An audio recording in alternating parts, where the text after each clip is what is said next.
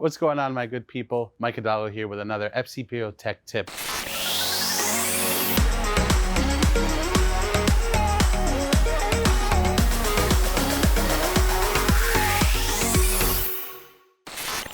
In front of me today, we have our Yippee Cayenne, also known as a 2008 Porsche Cayenne Turbo. For those of you not familiar with it, be sure to click the link in the description below for the whole build series on this rig. But today we're going to be talking about the sagging doors. This usually happens to your 955s, your 957s, your Touaregs, and your Q7s of this generation.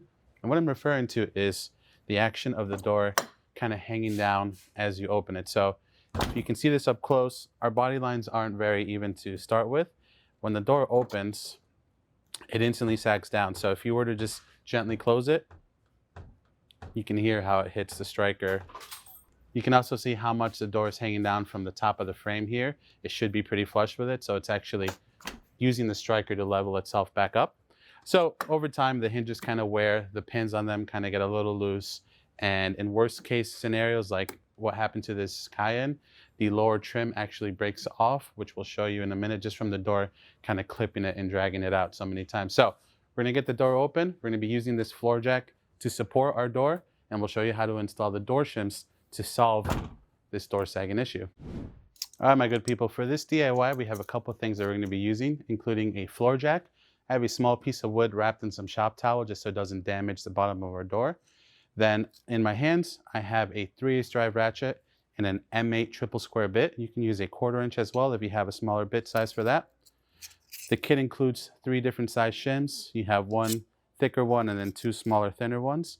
I'm going to be going with the 2 smaller, thinner ones today. I think that's all we're going to need to remove the sag from the door. And if you look over to my left-hand side, your right-hand side, we have the area where our trim used to be located. You can see the holes for the clips.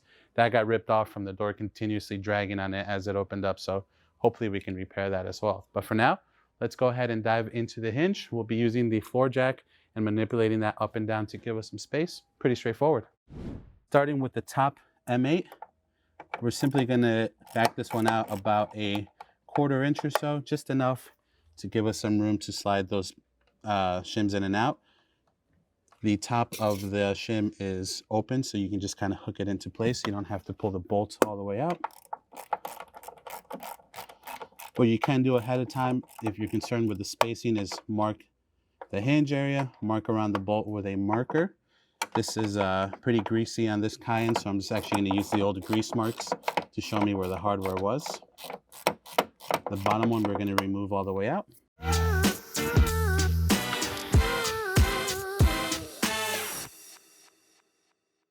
These usually come pre-shimmed from the factory as well, so don't be surprised to see an original shim in there already.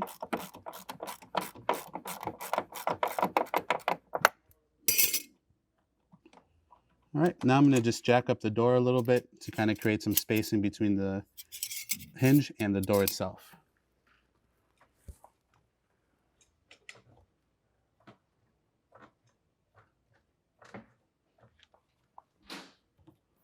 All right, we'll take our 2 smaller shims with the openings.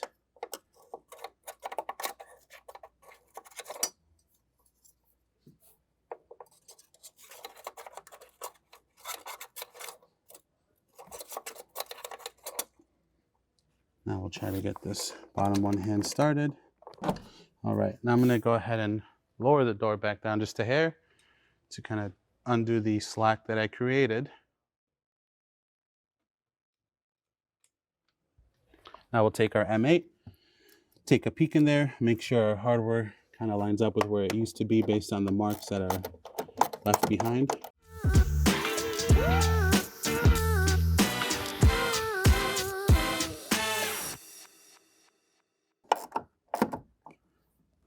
All right, and now with that situated, we can test out the door. And now we can go ahead and close our door. Wow.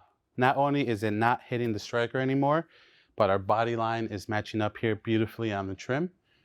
The top of our door frame is meeting the top of the A pillar and B pillar beautifully. Before we had like 1/2 inch of spacing there.